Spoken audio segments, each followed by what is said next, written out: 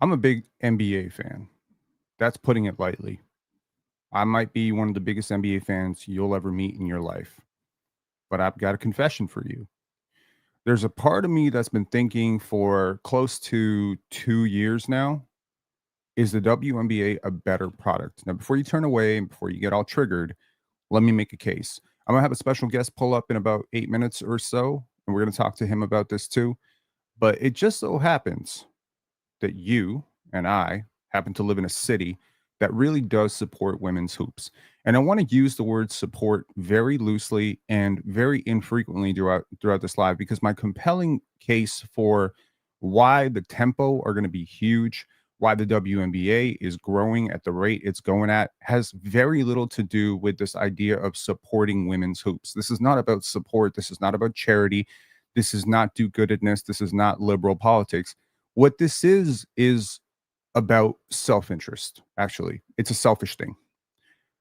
I've watched 3 of the absolute best basketball games of my life in the last 2 weeks, and they have all come from the WNBA playoffs. Last night, I screamed out loud 4 different times. My girlfriend thought I was having a heart attack. And I said, "You gotta watch this. You gotta watch this. You got to watch what these women are doing. You got to watch what Alyssa Thomas is doing. You got to watch what DeWanna Bonner's doing. You got to watch Satu taking a." And you know what's crazy? You would think my girlfriend, being female, would come over and be like, "Yeah, let's see what's up." She could care less. She could care less. I don't think I could pay her to watch WNBA games. And I asked her about it. I said, what gives, man? Asia Wilson's really good. Nafisa Collier's really good.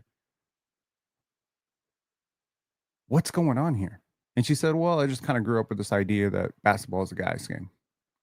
And I think maybe some of you grew up with the exact same idea. But I'm going to make a case in this video why the Toronto Tempo are going to be one of the biggest things to hit Toronto sports in a really long time, why they're probably going to very quickly become the most supported team in the WNBA, and why, because of the tricky economics of the WNBA, the WNBA will have a strong vested interest to feature the Toronto Tempo.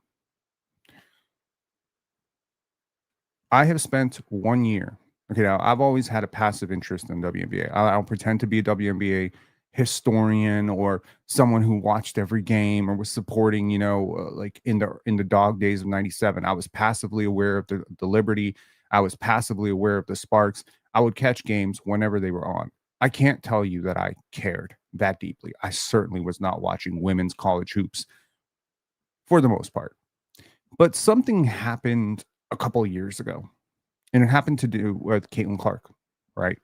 And it was Caitlin Clark versus Angel Reese, and everyone was talking about it, and it just became this viral thing when Angel Reese did this thing, and it got me super interested in women's college hoops. And then the interest in women's college hoops reignited my interest in women's professional hoops.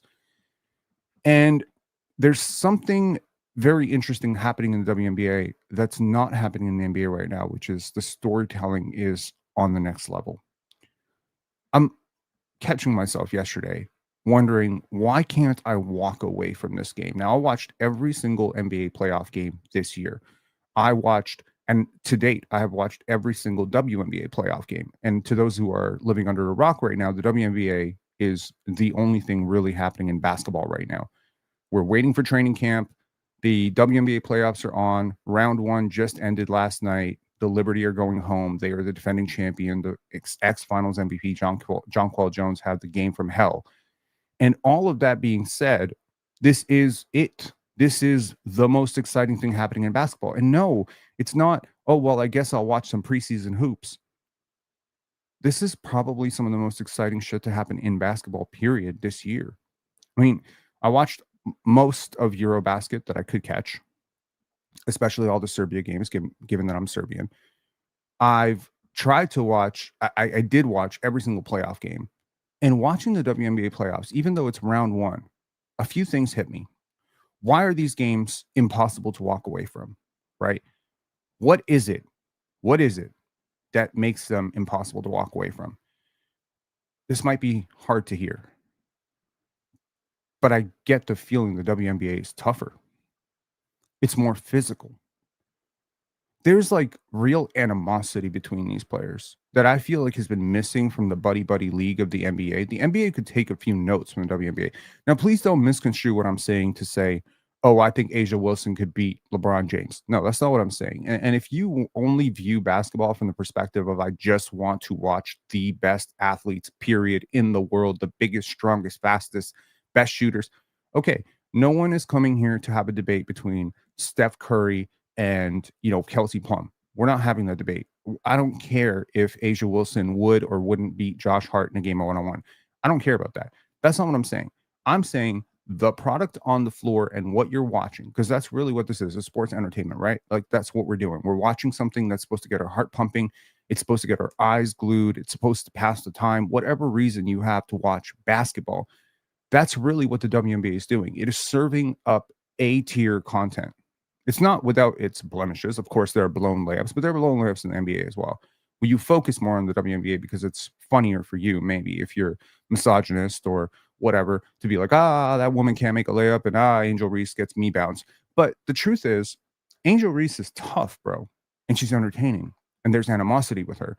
Like when Jonquel Jones got pulled down for that rebound, her reaction was like Rasheed Wallace in like 2001. That to me was entertaining. When Alyssa Thomas pounds her chest and she just stares down Breanna Stewart, that to me is like, that's probably a technical in the NBA.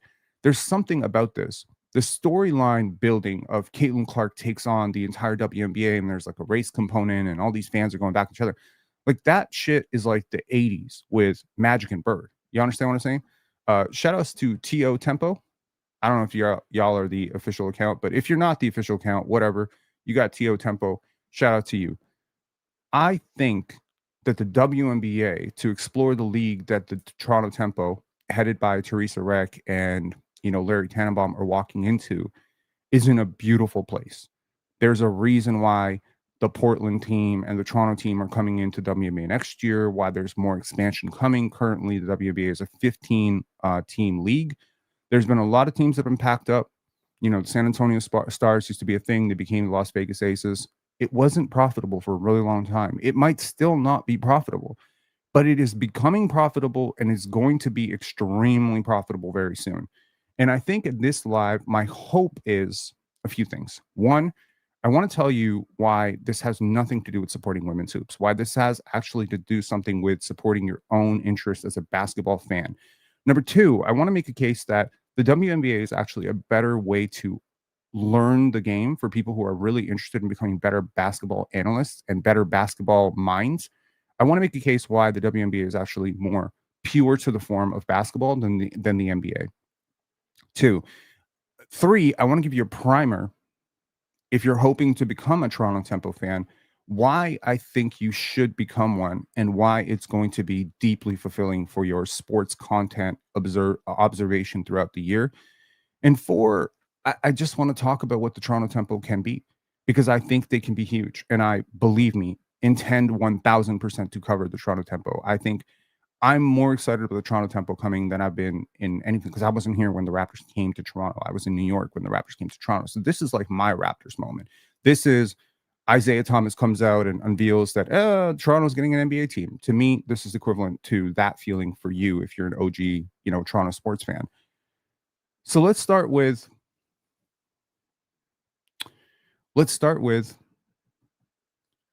the game. What is this? Well, one, it's different from the NBA in a lot of ways. One, it's 40-minute games. They're slightly lower scoring. This is a good thing, by the way, because math says the chances of a close game are way better in a WNBA game than an NBA game. You're not getting 118 to 92 blowouts in the WNBA. It's just rarely ever going to happen. And this is great because what is the most boring thing in sports? A blowout. There's nothing exciting about a blowout unless you're the team blowing out. And even then, it's really not exciting. If you're a Toronto Raptor fan, what would you rather see? 109, 107 or 109, 82? I think most of us who actually care about the dopamine hit of, every basket counts actually care about games which are lower scoring. And very often in the WNBA, you'll see a score of 74 69. And the game was close and it went back and forth. Like the best games, if you can think about, and a lot of games in the 80s and 90s featured this sort of thing, they were physical, which the WNBA is, which the NBA is not. They were tough, right? There's a lot of hard fouls. There's a lot of, tough, things. There was a lot of attitude to it, which again, the WNBA has and the NBA does not. There were storylines, which again, I think the WNBA has better storylines. There are more people who have beef with other people. Like, imagine the following storyline, and it's just a storyline that just never ever happened in the NBA. Last night, with the game on the line, Alyssa Thomas passed the ball. She's by the way, to anyone who doesn't watch WNBA, Alyssa Thomas, one of the best basketball players I think in the world. Period. She's like a cross between Scotty Barnes and Russell Westbrook and Ben Simmons, but like an MVP version of that player.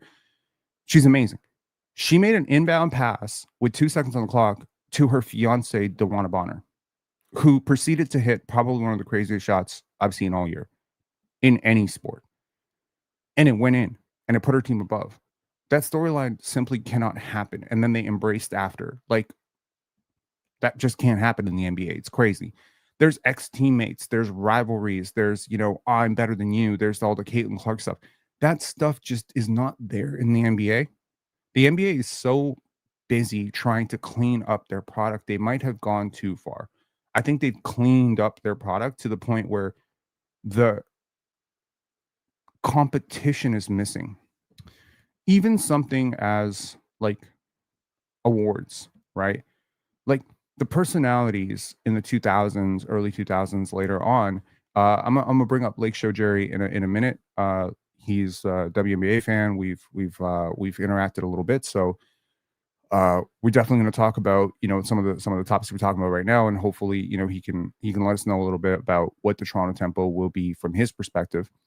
But yeah, like from the perspective of simply storylines and content and like stuff like that, and like what you're getting when you're actually watching, like what are you getting when you invest 2 hours into a WNBA game versus 2.5 hours to 3 hours in an NBA game? I think you're getting a lot more physicality. I think you're getting a lot more attitude. I think you're getting a lot more storylines, and the games just matter more. Possessions matter more. Shorter games, less scoring, more physicality. This is a huge thing. I tell you honestly, like no WNBA game that I've watched in the playoffs thus far, except for Vegas Aces Seattle Storm game 1, was actually frustrating to watch. A lot of NBA playoff games this year were really frustrating to watch. A lot of them ended up in blowouts. And that's just bad product. That's bad product, and that's on Adam Silver. So yeah, like let's bring on Lake Show Jerry. Give me 1 sec here. Pull him up. Shout out to you. What's up? What's up? What's going on, man? Talk to me. Not much. Did you catch the game last night? Oh, for sure, yes. I was a little disappointed Where with are you? with Jacquel, with Burke, a little bit with Sabrina as well, and for sure with Natasha. Yeah, I mean, John Claude Jones has been like, I mean, we're talking about fall from grace, right? Like Finals MVP last year to so great to this abysmal performance yesterday. Turnovers, offensive fouls, technical foul, all at the wrong time. I think the Liberty were better last night if she literally does not show up. Like if she just stays on the bus, they might have been better last night. Not Do you gonna disagree lie, with I that? think I agree with you. Yeah, so Because that was hella disappointing. She's going to be on a different team next year. yeah, for sure. Yeah. So like the beginning of this live has been basically about the NBA product versus the WNBA product. Basically trying to understand what is the difference and what am I crazy for saying I've been more thoroughly entertained by the first round of the WNBA playoffs so far than the NBA playoffs. No, that makes sense. It's a multitude of things, honestly. Like the game itself, it takes more skill and more IQ to be great at. Whereas in the NBA, athletically, if you're top of the top, you already have an advantage. So typically that advantage doesn't weigh as much in the WNBA, although there are athletic players that you can see have advantages like Jackie Young and the rookie from Seattle. I can't think of her name right now. The big. Dominique Belonga. Yes. So like you can see where there are advantages athletically, but for the most part, It's a lot of skill, it's a lot of IQ, it's a lot of know where to be, when to be there type of basketball going on. Right. And I mean, I don't know how familiar you are with Scotty Barnes. You watch a lot of Scotty Barnes? Yes, Watch I'm enough? Yeah. very familiar. Yeah. So the craziest thing is I'm like sometimes when I watch Scotty, I see bits of Alyssa Thomas and Nafisa Collier in his game Mm, because he's like a very cerebral guy who kind of thinks the game through and all that stuff, right? yeah. And it's just like, what is it that I most appreciate about Jokic and Scotty and some of my favorite players, Halliburton, like these guys, is they think the game. They're like, that's interesting to me. You Yeah. pounding through players and jumping over them is not nearly as interesting to me as you being 2-3 seconds ahead of the defense and like dissecting the defense. Like even yesterday, like how the Liberty are able to back off of Alyssa Thomas and just allow her like 14 feet of real estate and how she's still able to somehow be To successful, do even what though she she wants. technically Yep. can't score, but she's the Yeah. first player in WNBA history to have a 20-point triple double. Like that shows me she just way ahead mentally of everyone on the court. And she's going up against, like, think about like the physical advantages of a Breanna Stewart. Like she's 6'4" with a 7-foot wingspan. Yep. There are D1 hoopers who would have some serious issues scoring against her. I think, like, you know, some point guards and D1 male basketball players who might have some issues shooting over that type of length. And Alyssa Yeah. Thomas is just able to use craft and angles and bumps and fades and skill and ball handling and all that stuff. Like, it's just such an interesting game to me, for sure. Yeah, she reminds me a lot of, I'm pretty sure a lot of people think this too, Draymond Green. But like I would say maybe 2015, early like 2016 Draymond, where he was like intentional with scoring and the team Right. needed him to score, so he looked to score. Because like after Katie got there, he just said forget scoring, forget shooting, all that.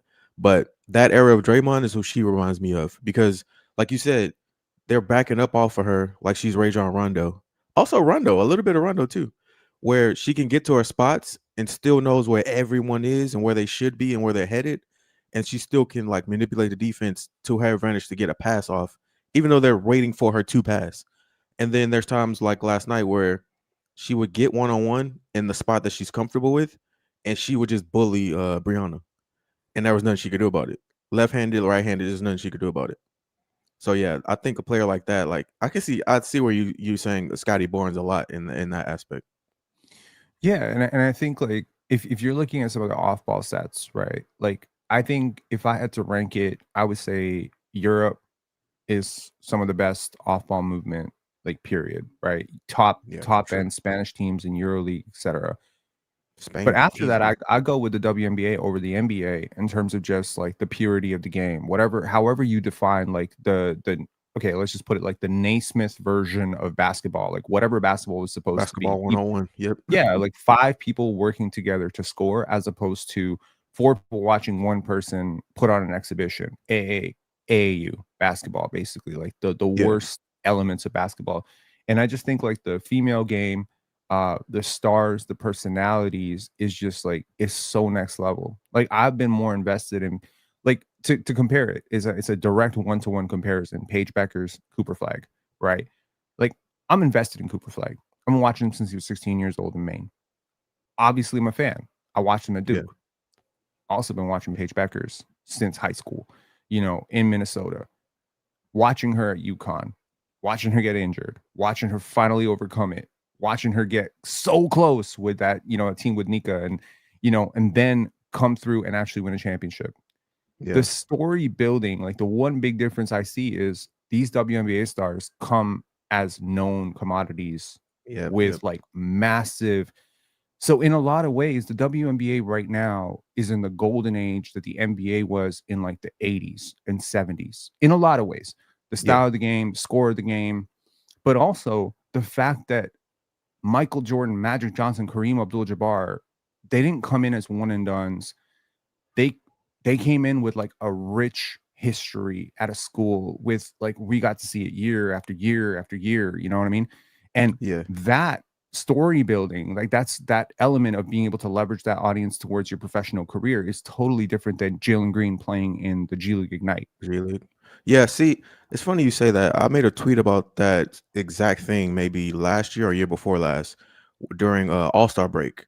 Cause it was either All-Star break or around All-Star break when like there was a big topic of the NBA's ratings and all that. I think that was the year before last. But when that topic was going on, I started thinking, I'm like, what could be a factor into why it's like that? And what I came up with is what you just said, the storylines of players before they get to the NBA.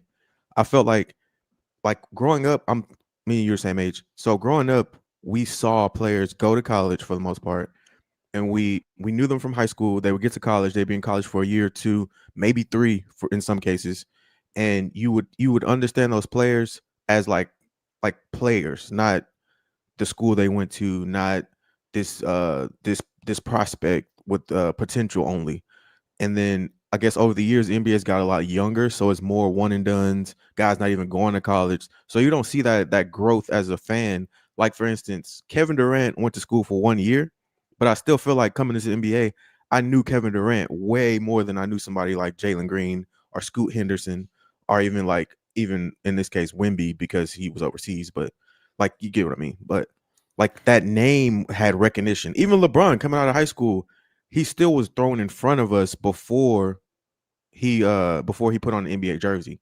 So like I feel like that part of it is where the WNBA it gets it right in one aspect, but then another side of me is like I don't really like it because I gotta wait too long to see Juju in a WNBA uniform. But I mean, it's a give and take. Well, I mean, it's a microcosm of like everything that's going on in society. We don't like to wait for things. We don't like to be Right. inconvenienced by things. Cable, you old enough to For remember sure. cable, right? I used to remember not wanting to go to, an outing with my parents because I don't want to miss Power Missing the game. Rangers, Yep. right? Yep. Or I don't want to miss the Knicks game. And Yep. now it's like I just watched the Knicks game on PVR or DVR, whatever. I PBR, can yeah. I could, I could watch my favorite show. I can just stream it whenever I want. This element of control over everything, the instant gratification is actually taking something valuable out of it. Because what people don't realize Yeah. is there's a cost to everything you find to be valuable, right? Like if you're getting something, you're losing something at the same time. So you're getting things faster, but you're working less hard to get it. There's an element of storytelling that's lost in that. I'm a filmmaker. I come from a film background. I've made like a handful of films, and I've written a lot of scripts. And one of the things that we always think about is how do I establish like the seed, right? Like the seed of my character, right? How do I bring my character from point A to point B to point C to point D? And it seems like people more often than now, like they're just like, well, let me just skip A, B, C, and let's just get to D real Get right quick. to it. But you're losing something there, right? Angel Reese and Caitlin Clark, to me, which is to me like that's the powder keg that just blew this whole thing up, right? This Yeah. thing, but that doesn't happen if Caitlin Clark isn't who she is and Angel Reese isn't who she is. If that just happened between two random people, it ain't Yeah. gonna do nothing. Doesn't matter. But the stars here, that to me, is it crazy to say they just feel tougher? They feel less buddy buddy. There's a little Yeah. bit, and it's difficult, I think, for a lot of guys to say the female game is more physical, tougher, because it's not entirely true. But there's an element Yeah. of it.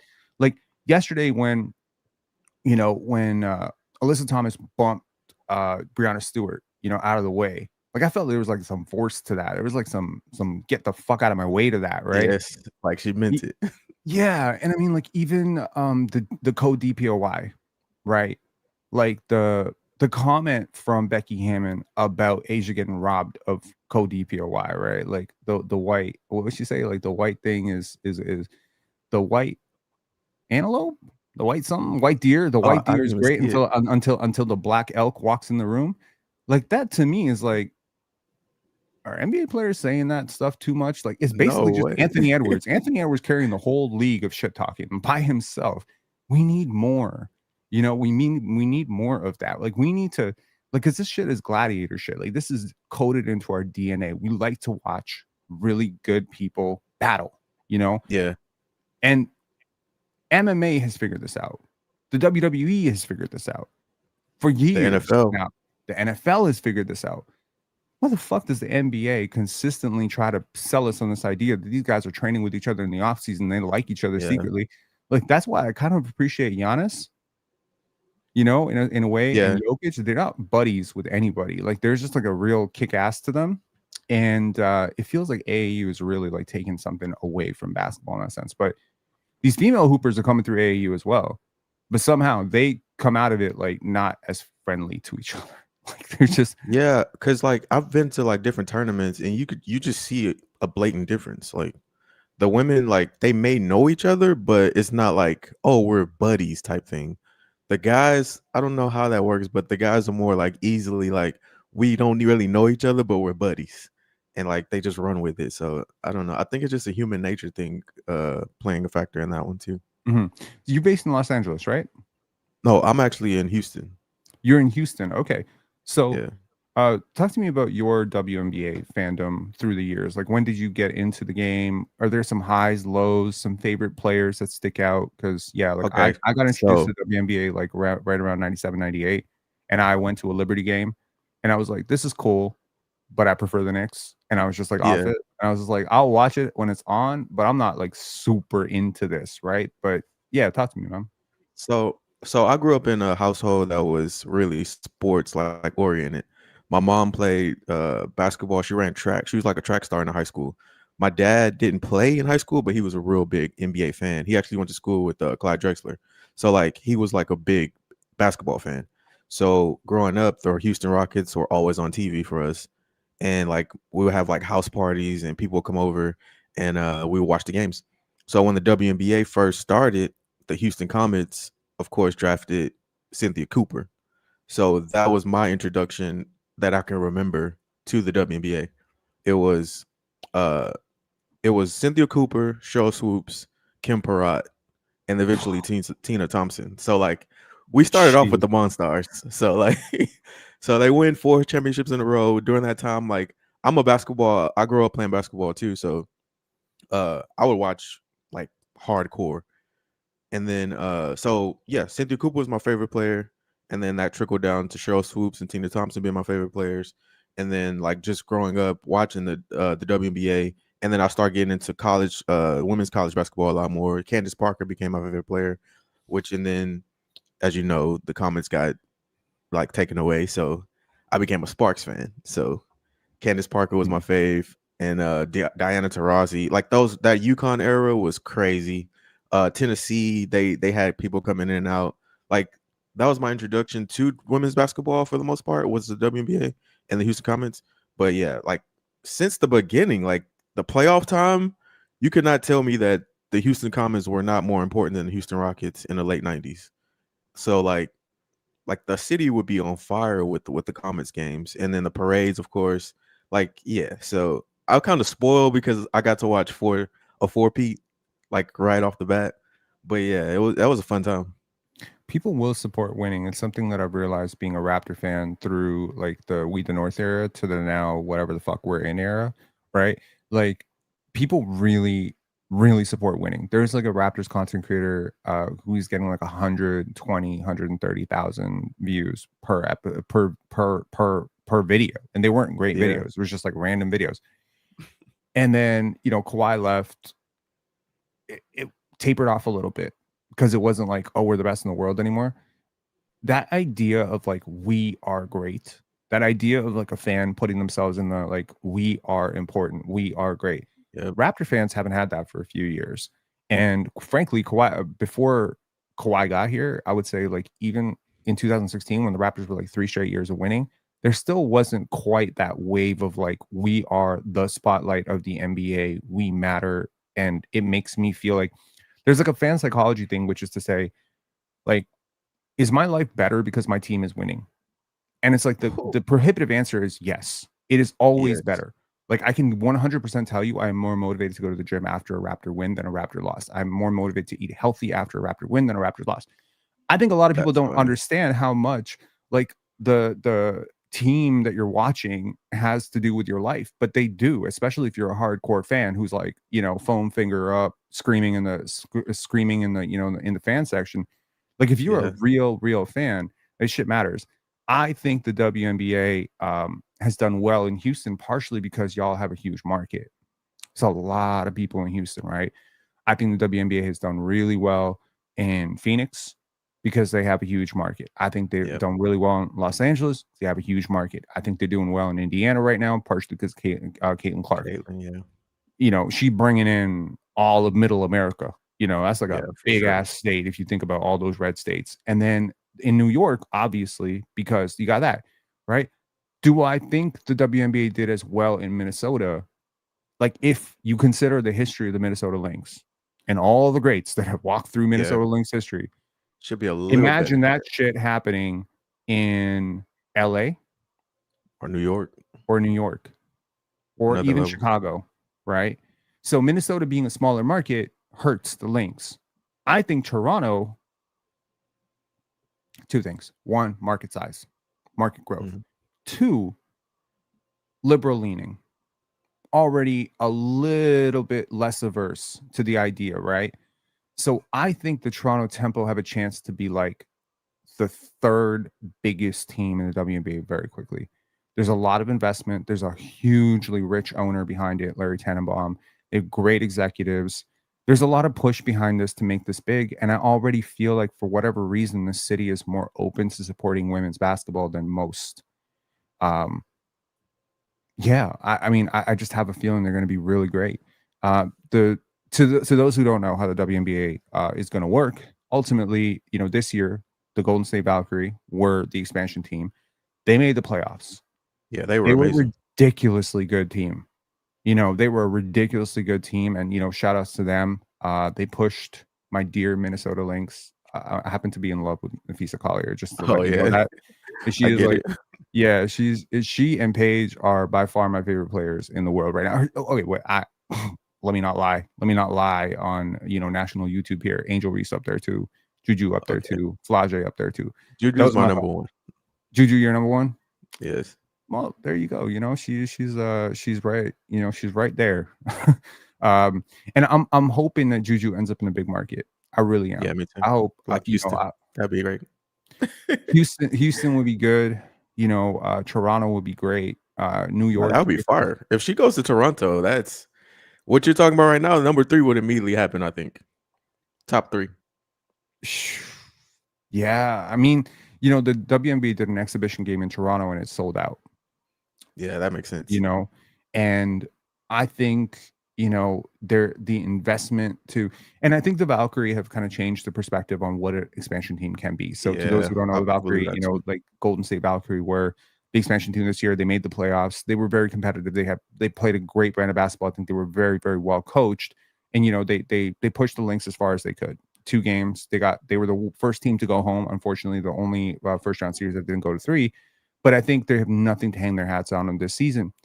And the Tempo will also have a draft. Now, the difference in the WNBA and the NBA is I think the WNBA is really just a lot deeper because they just don't have enough teams to support the Yeah. number of quality players. So I think the reason that the Valkyrie are able to do something that no expansion team has been able to do before is because the pool of players they're picking from is just way better. And 1 year removed, I think the pool of players that Portland and Toronto will pick from will be even better. The only disadvantage that Toronto's at, that Valkyrie are not, is they have another team that's picking with them in the expansion draft. So there's like Yeah. kind of half the talent. But that being said, I mean, shoot, does Toronto want to be good or do you want to be bad? Because I mean, Juju coming out the next draft, so The you will path is have there. pardon? I say the path is there. Yeah, like I mean, I look at someone like Azai James. Will she be protected or not protected? If she's not protected, take her. She's not helping you win Wait, right now. in the W, what is it? 3 players are protected? 4 players? I think it's 6 or 7. Oh, 6. Oh, okay. I But I know the mean, NBA it's 7 for sure. the NBA I think is Or 8. 7 or 8. Yes, 8. Yeah, so it's 8 in the NBA, which is kind of scary for expansion purposes for me right now as a Toronto Raptor fan. I'm like, Grady Dick, Jacoby Walter. I want them both. Like, Somebody. somebody, please. Might have to leave Jakob Pertl unprotected. And RJ Barrett. But yeah, like, I mean, I'm looking at this and I'm like, there's a way for Toronto to go one of 2 ways. Either, launch strong, like the Valkyrie, right? Or launch weak and tank for Juju. The cool thing about the WNBA draft is you really can bottom out. Yeah, you can It easily. ain't like the NBA. First of all, season's way shorter. 40, 44, 45 games. And if you do bottom out, the chances that you miss on, like you're not going to go from first to 5 like the Yeah. NBA lottery, which is like a total crapshoot. No, if you finish with the worst record, you will draft one of the two best players. So that to me is like a really strong incentive. We got a coin flip chance at Juju fucking Watkins, who might be like, Yeah. Go for that. am I gassing it by saying she's the greatest collegiate player I've ever seen in my life? She's like up there, man. She's like top She's 5 close, for me. very close. Yeah, she top Between 5 her for and me. Candace, I don't know. It's close to me. 5 Her, easily, yes. yeah, her, Candace, who else is up? Diana. Maya Yeah. Moore, Juju Watkins. Shamika. Okay, maybe top 10. Yeah, Cheryl Swoops. Yeah, like there's a lot. There's a lot Yeah, of it's a really lot. It's a great, lot. collegiate players. But if she recovers from the injury that she just had, and she comes back stronger and better, I could see a world, because her freshman season was up there in the history books for me. Like she looked like she might be a top 3 player in collegiate basketball as a freshman, which is just Yeah. crazy to do given like, the age and stuff. So yeah, she's great. And, she worked with LeBron and stuff like she, like people don't realize. And the She's other locked thing, in, man. yeah. And I mean, like I've had a couple conversations with NBA players, NBA trainers, I've never met a real hooper who doesn't like the WNBA. Have you? No, honestly, no. Like I've never seen it. I've never seen anyone who played Division One basketball who is like talking shit about the WNBA. I've never seen anyone who was like an NBA trainer who's talking shit about WNBA. Like when I talked to Brian Macon, Scotty's trainer, like he was telling me like he was checking out this really great women's high school team in Toronto and how he watched them live, and he was just like, "This is great." I remember my own thing because I played basketball, and I remember going to all of my ex-girlfriend's games because she was a starting Yeah. point guard on her team, and I remember watching all of her games and being just as entertained watching them as I was watching like our tournament games. Yeah. And so it's like if you're a real hooper and you're talking shit about the WNBA, you're not a real hooper. Like to me, No, I there's don't think no so. way in hell like any person who actually loves basketball could be like one of those people who posted all the missed layup packages and shit on Twitter. Like that's just shit Yeah. posting and crap like that. In terms of like this upcoming year, so what will be the process for the WNBA expansion to Toronto will be that there will be an expansion draft. Every one of the 15 teams is able to protect, I believe, 7 players. That means that half their roster is open, and the Toronto Tempo and the Portland team will be able to. What's the Portland team called? My bad. I don't remember. I can check really quick. Like Fire Portland something. Anyways, the Portland and Toronto expansion teams will have the opportunity to draft out their rosters, and then they will get the 4th and 5th or 5th and 6th picks in the 2026 draft. The The 2026 Fire. draft. You're right. Portland Fire. Okay, perfect. So, at that point, I think the women's college season becomes very interesting. If you could pick, like, okay, so we cannot think of the absolute top players in that draft. What's a dream fit for the Raptors? Sorry, for the Tempo with their 5th pick coming out of this collegiate season. Is it Betts? I Ooh. mean, she ain't dropping a 5. Lauren Betts ain't dropping a 5. But I have a name that I think would just be a crazy popular player in Toronto. Flage. Oh yeah, easily. Easily. She would become like one of the most popular players in the league instantly. She Because like she's a franchise player at that point. she A would be a franchise player. B probably do a collab with Drake the next day. To So those many who don't, oh man. to those who don't know, Flage Johnson is not only one of the not only is she a national champion with LSU, not only is she one of the best players in collegiate basketball, not only is she a dope ass human being, she is also one of the best female rappers that I think, young up and coming female rappers and I'm not gassing it because she's a hooper and she getting like the hooper boost, that Shaq gets and Yeah. Kobe gets. No offense. No, she ain't getting no hooper boost. If I just knew her as a rapper, she's a dope ass MC. Like she's great. And so, yeah, like I look at her and I'm like, man, her in Toronto would launch this thing off, even if we don't win a game. It would be instant must watch. She'd be everywhere.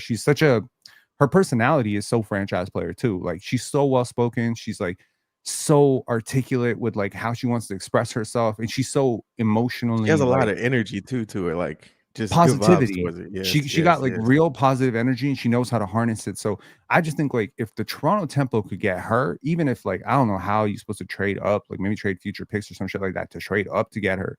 Like I think she'd be like a great franchise cornerstone. And then after that, like Tank, if you can get Juju and Flage in Toronto, bro, You are on the right track, brother.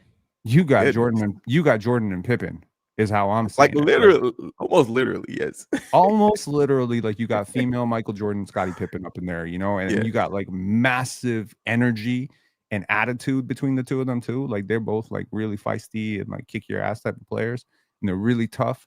And they Man, just have that cachet to them too. Like they have the it factor, both of them. absolutely. I don't know if you notice, like, are there like certain cities that you feel like you got to be tough to play in that city? Like to me, Philly and Detroit come to mind. Toronto comes to Philly mind too. immediately comes to mind. Yes, Philly I for think sure. Toronto is more blue collar than we realize. You know, like I think about the players who really, really became legends for the Raptors. I think about Jerome Williams, JYD. You know, I think about Charles Oakley. Like these are the players that and I think about the players that people hated. Andrea Bargnani, not blue collar, right? So, like to me, it's like because the female game is super tough, because it is already a little bit more lunch pail mentality, blue collar, because there isn't like, oh, this player is making $38 million. Like there seems to be a lot of hostility towards players who make a lot of money. That's kind of like I think Yeah, why Toronto really turned on Vince Carter. Like, he making how much money to do this? You know, the toughness of the WNBA and the toughness of the players, and hopefully, if we do draft a super tough player, I think like the tempo could. I'm gonna say like they're gonna rival the Raptors for like fan interest and fan share, but they could come real close. Like they could come closer than like the Sparks are never going to eclipse the Lakers. right.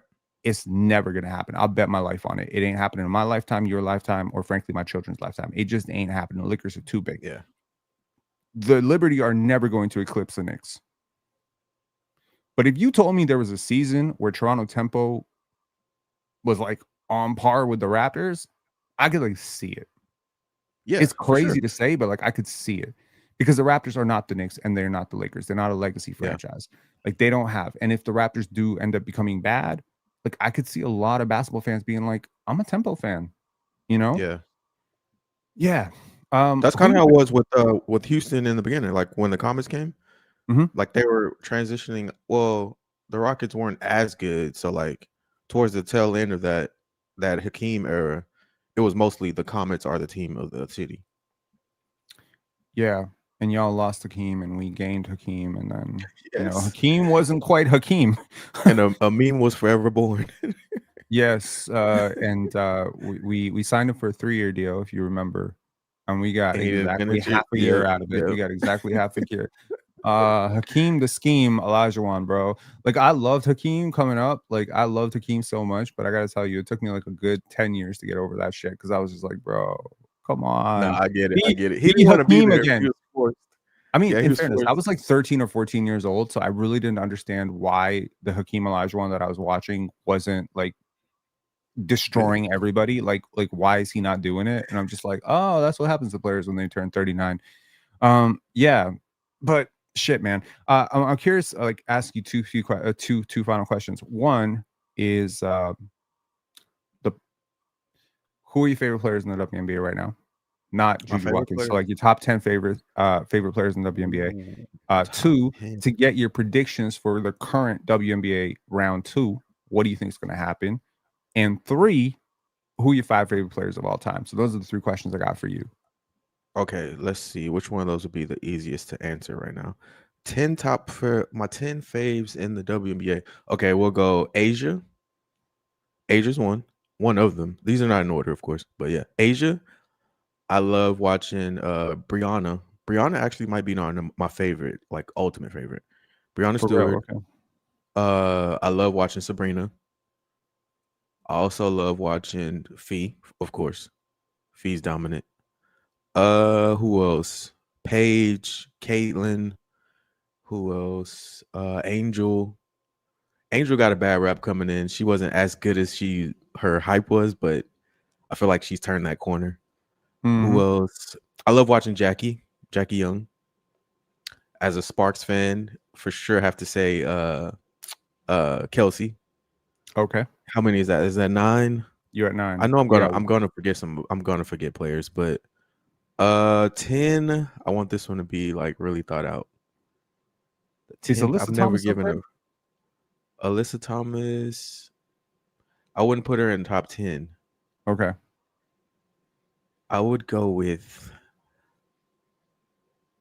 who do I want to give the 10th spot to? I don't want to just give it to anybody because I know. Oh, my daughter, Citron, Okay, Sonia Citron. Okay. my first WNBA daughter. Okay.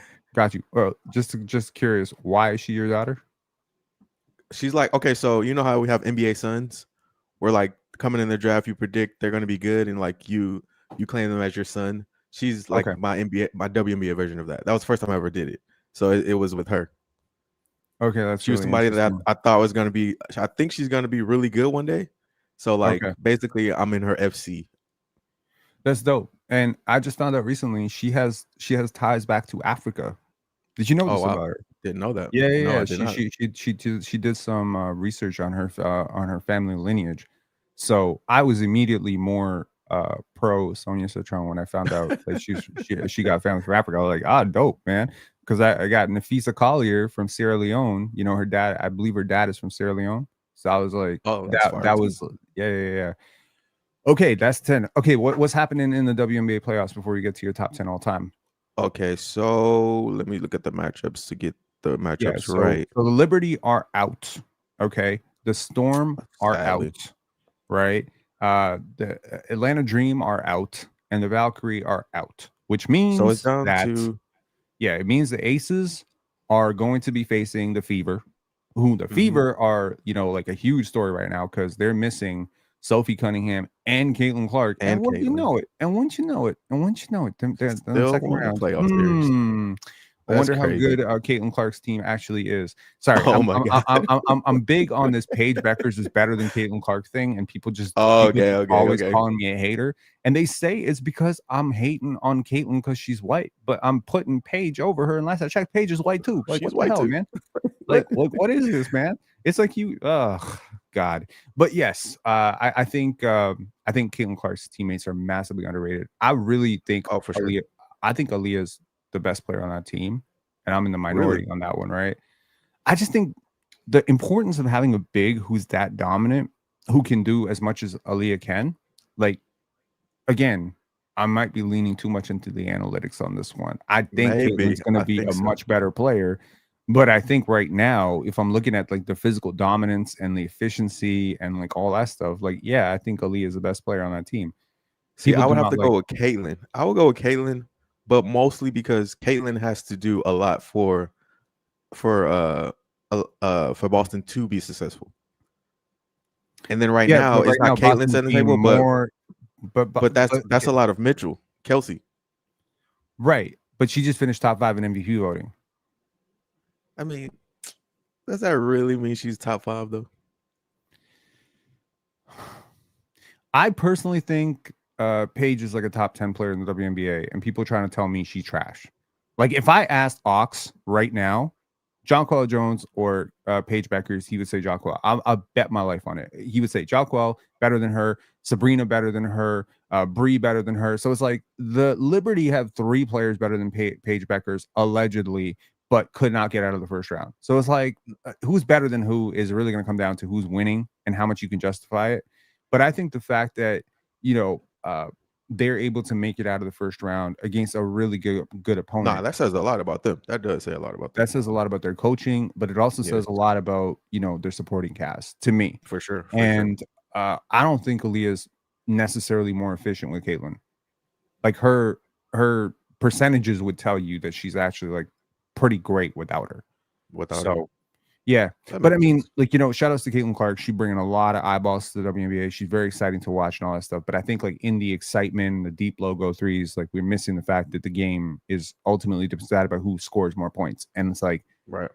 maybe Caitlin It's more Clark to it. is more. appealing to watch than Alyssa Thomas, there ain't no way in hell if I need to win a game 7, I'm picking her over Alyssa Thomas. No No, chance definitely not. in hell. No, So no. that's how I'm looking at it. So yeah, so those are the teams that are gone. The teams, and then of course I'm sad because now the Lynx have to face the Mercury, and now I'm at a crossroads where I have to root for. Like the way I'm framing the series is that Scotty Barnes versus Scotty Barnes if he can't shoot. Like to me, it's like Scotty versus Scotty, between Nafisa and Alyssa. And it's just like these two players are two of my favorite players in the W. And watching these two teams. So yeah, so that's the matchups are set. What do you expect to happen? I expect the Aces to roll through the Fever, to be honest. But I also expect that to Blowouts. happen versus the Storm. Yes. I don't expect it to be like close games, no. If the Aces bring it. But then on the other side, I think Minnesota is definitely better than the Mercury. But the Mercury have that toughness, that grit you were talking about earlier. They have that as a team, and they also have that belief. Even Right. last playoff, they showed that, but they just were like the small things. They just couldn't overcome the Liberty last year. This year they're able to do it, but I do think Minnesota's going to run through them as well. I think it'll be more competitive games, but the series won't go as long as the games say they should, if that makes sense. It'll Right. be really good games, but the link will prevail. I think, as much as I'm really, really rooting for the Lynx, and they're, to the people who focus on the numbers, they had the highest point differential of any team in the W this year. They were rolling earlier on. They dropped some games late when the season was kind of Yeah. over and stuff. But like I think they finished 34-10 on the season. Like they were dominant as dominant gets. Mm-hmm. I think the Valkyrie exposed some holes, in them, like defensively. I think so it's a battle of styles, really, when it Yeah. comes down to. And I think the Phoenix Mercury do what the Valkyrie do, but like way better, right? Alyssa Thomas is like a supercomputer. You cannot really scout her. I mean, you can technically You by can, backing off but 15 feet, but like she's just reading the game at a level that nobody else on the court is. And having that one player, if anybody else shows up, I think it's really going to come down to the fact that, like, how can Fee disrupt what they do?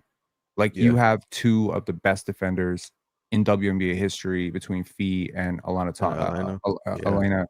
So like having those two in there, I think shuts down the paint a little bit. Now, how do you scramble out to the shooters?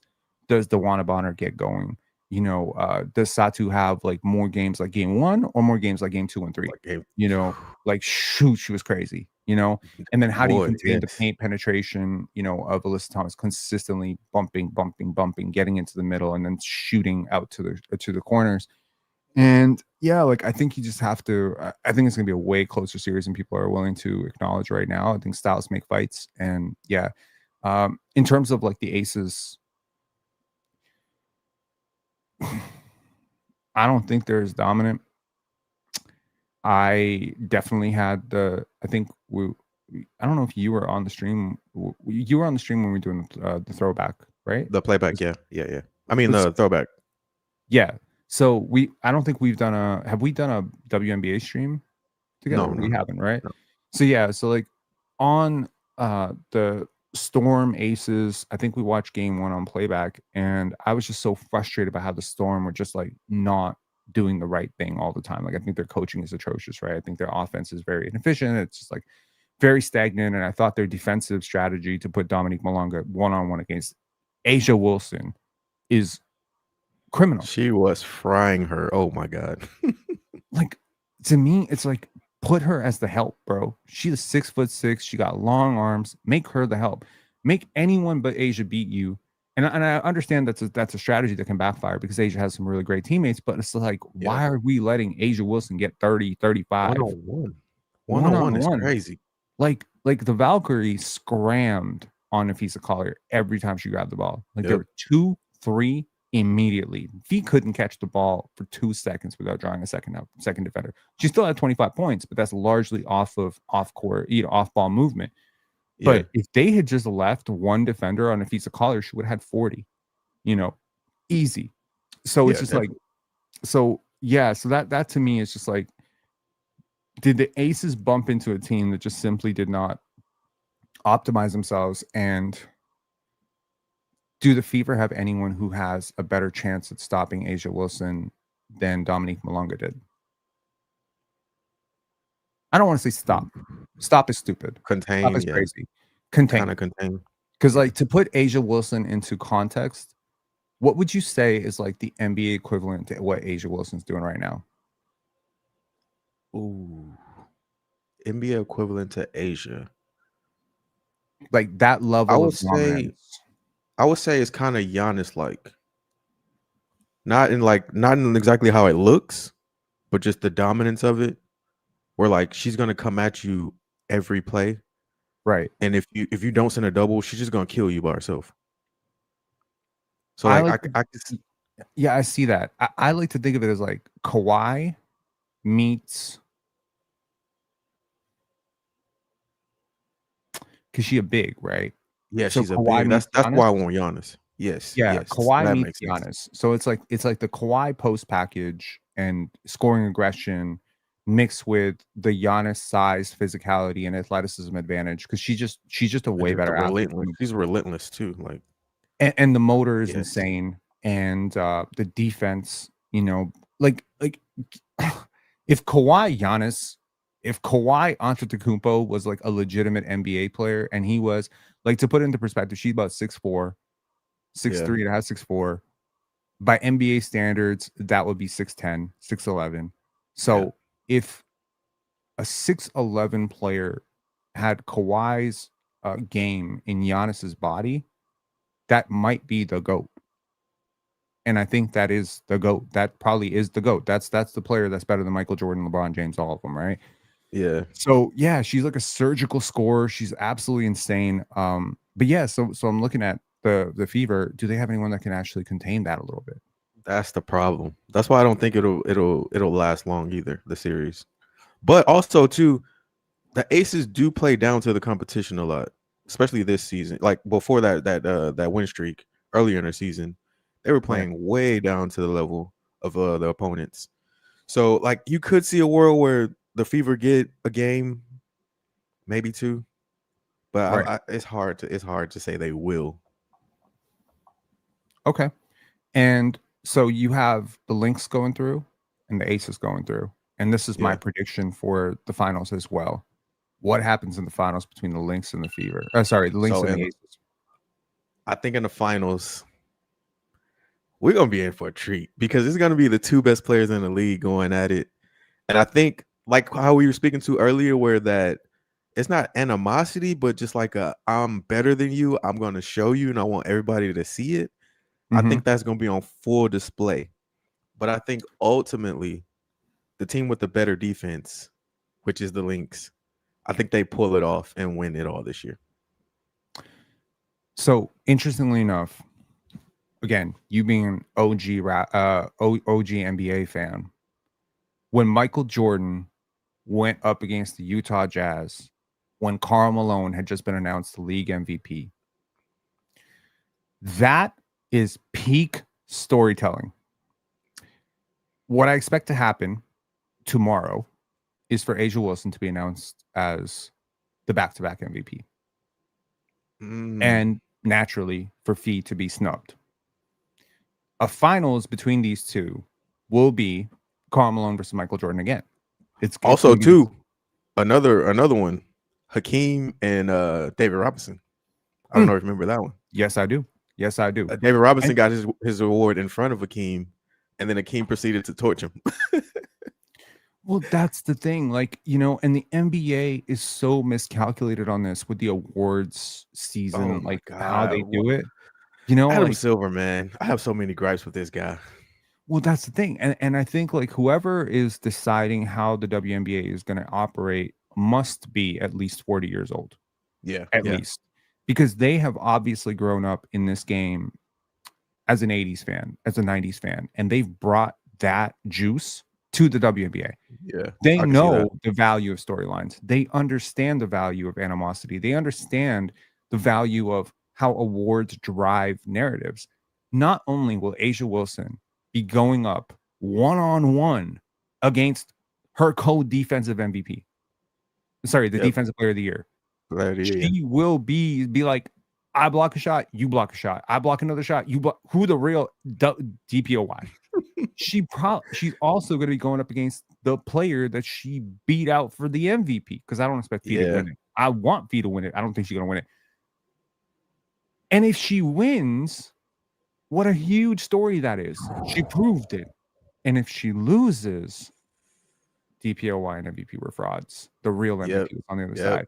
The A whole new storytelling is conversation. so Yep. elite. And for the people who came into the WNBA only to support Caitlin Clark and their Trump agendas and their mega crap, fuck all that noise, first of all. Yeah. But most importantly, the popularity of the WNBA has been sometimes misconstrued as it's all Caitlin Clark bringing all this viewership. Yeah. She's so exciting to watch. I hear a lot of people who are casuals who just say this league is all her.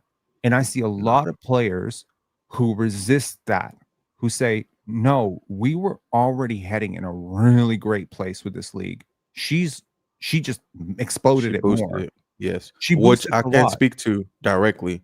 So Mhm. I was at a basketball tournament last weekend, and this tournament had, like, I went there for my cousin. He's a guy, boys, seventh graders. But like throughout the building, there's like 3 gyms or whatnot, and some games are women's games, girls games. So after one of his games, right before one of his games was a girls game, the girls teams win and whatnot. There's 2 ladies sitting in the stands behind me, and they're like, "Man, that was such a good game." And she's like, "I just recently started getting to basketball, like women's basketball." And then she said she started like watching the WNBA, and she was like, "That Caitlin Clark girl got me like into it." So I will say that there is a aspect of fans that are really tuned into WNBA because of Caitlin.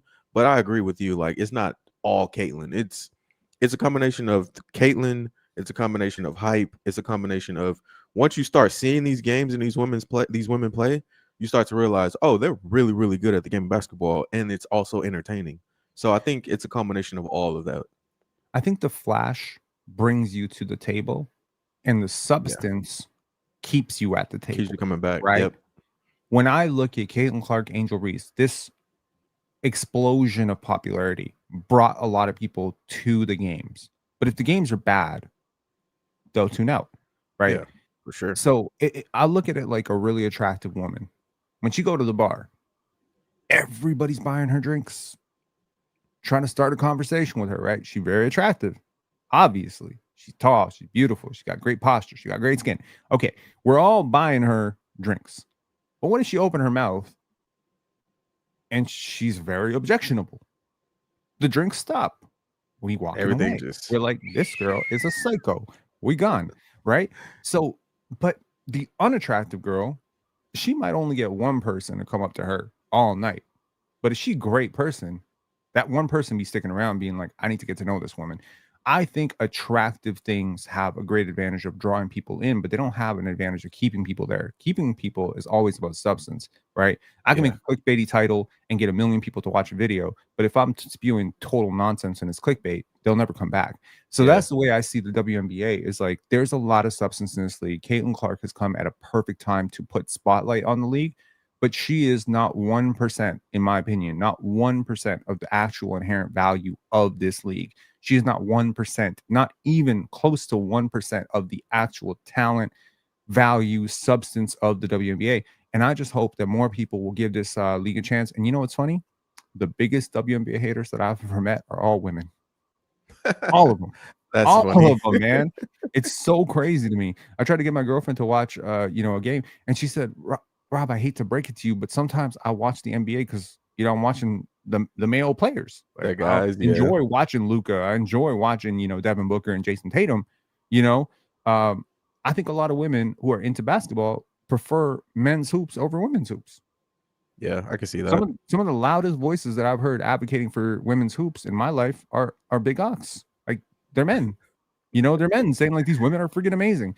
And to the final point of like, I think a lot of talk around why people should watch more WNBA hoops comes down to support. You need to support the product, blah, blah, blah, blah, blah. I personally used to talk to people about that stuff and be like, we need to support this product, whatever, we need to popularize it. I don't talk about supporting women's hoops anymore. I really don't. Mm, I'm done with it. I'm not saying like because this shit ain't charity. What I've yeah, gotten from watching the WNBA playoffs over the last 2 weeks is honestly some of the best hoops of my life. I've watched 3 of the best games I've ever watched, last night included. in a row. Storm yes, Storm Aces included, game 3. Like, that was, like, nail biting, constant adrenaline all the Yep. way through. So, for me, this ain't about supporting women. This ain't about supporting, like the WNBA.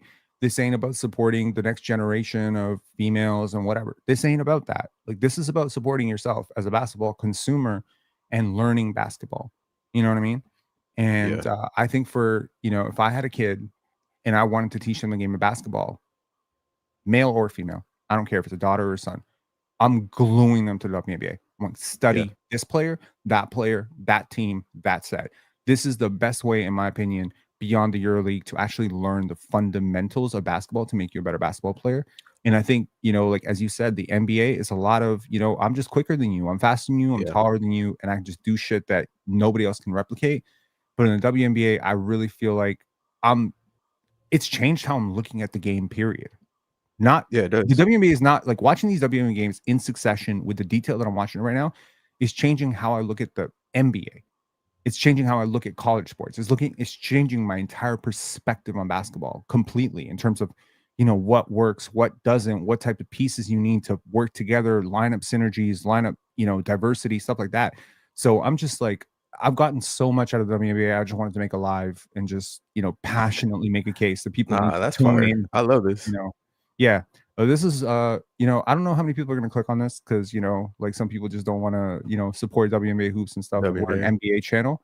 But I think you and I have had probably a 1 hour and 6 minute conversation that might this might be gassing a little bit, might be one of the best conversations on the WNBA in the world. I No, think I we agree. I think I I think we agree. did it.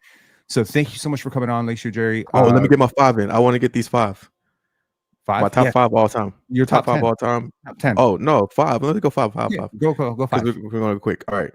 So I'm going to go number 5, Asia Wilson. Okay. Number 4, Valid. Tina Thompson.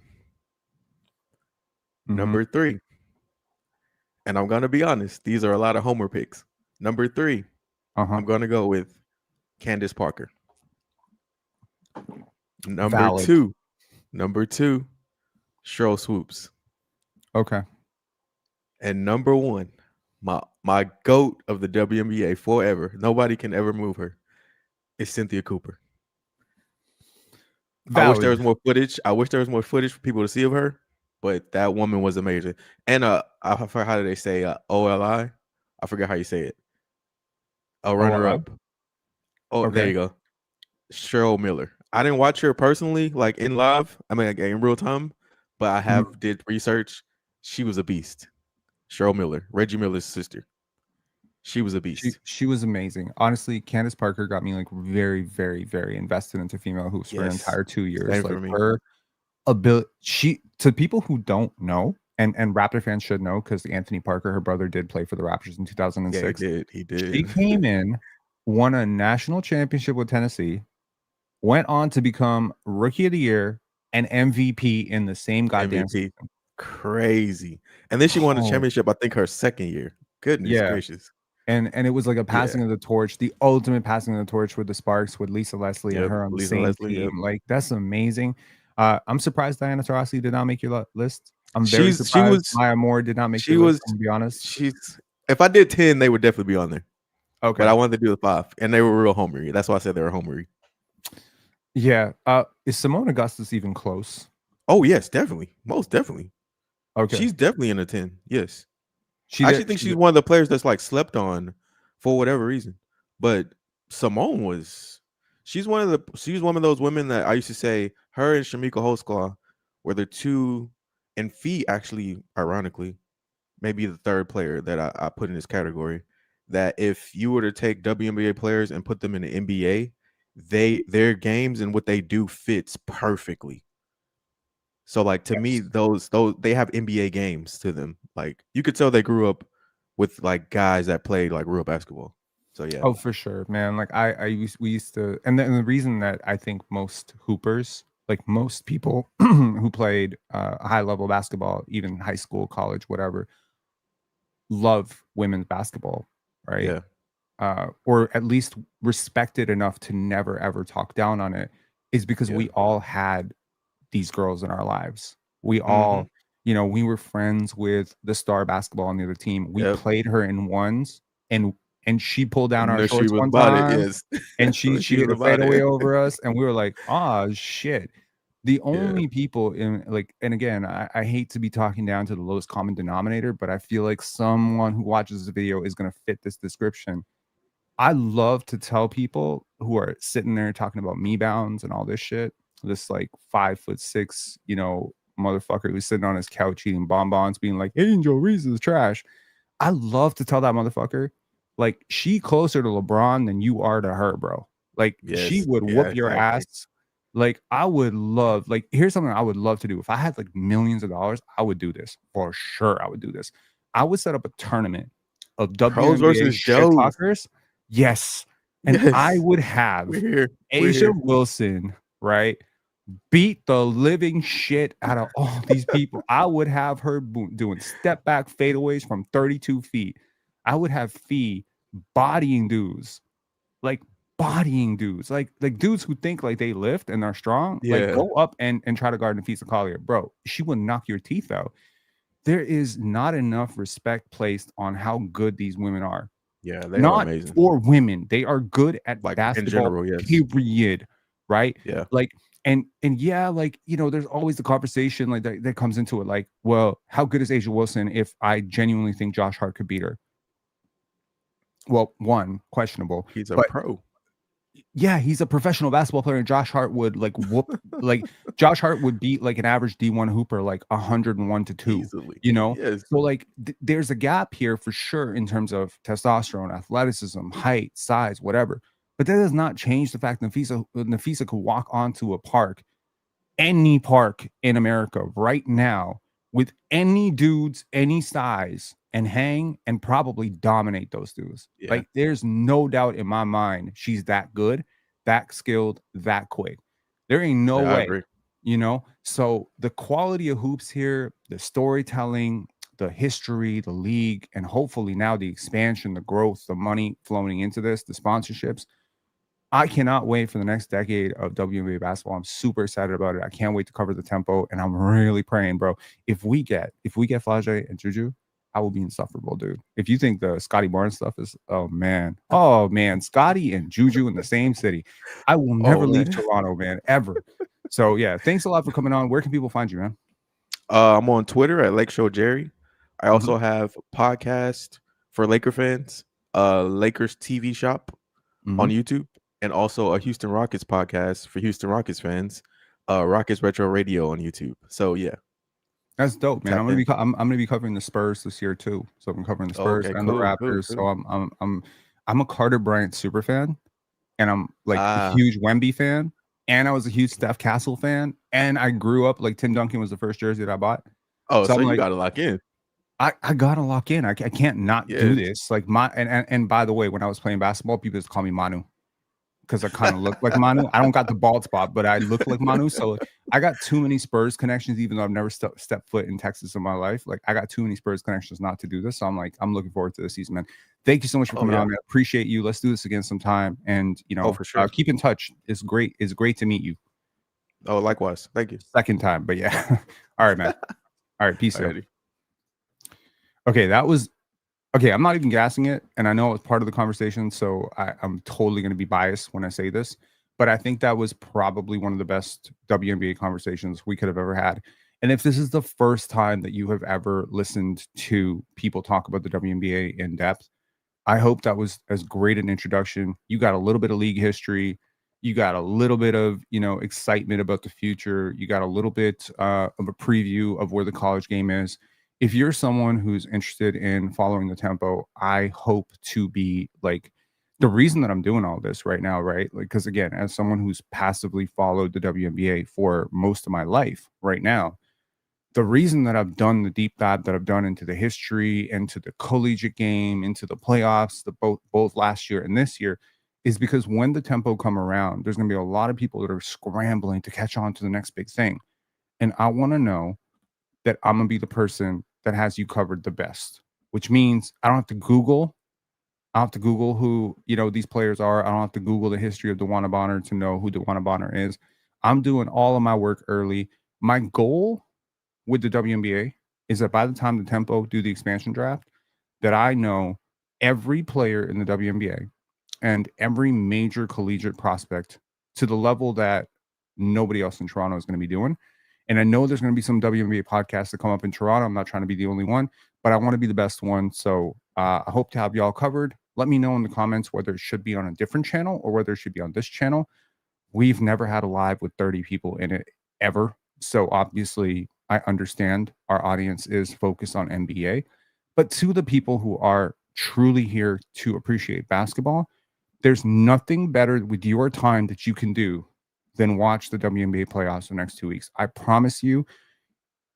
Do me a favor. I'll make you a deal. Go watch the WNBA playoffs. Go watch the WNBA playoffs and tell me you didn't absolutely appreciate the living crap out of it over the next week. Just go watch the Lynx versus, go watch the Lynx play basketball and tell me you don't love it. Just go. Just try it. Try it. I feel like sometimes I'm coming at this from a defensive perspective because I feel like I'm pulling teeth with my girlfriend trying to get her to watch these WNBA games with me. And she's, brushing her teeth in the bathroom and I'm screaming like, Bonner, it's funny. So maybe I'm assuming that people are more resistant to watching WNBA hoops, but I've heard a lot of chatter online. Maybe I'm focusing on the wrong people, but I really hope that people in this community who have fallen in love with the game of basketball will watch the WNBA. I promise I'm not telling you from a support perspective or whatever. I'm telling you for your own self-interest. Watch the games. You'll learn a lot about basketball. I'll talk to y'all later. Hit like, subscribe, and share this with WNBA fan in your life. Talk to y'all later. Peace.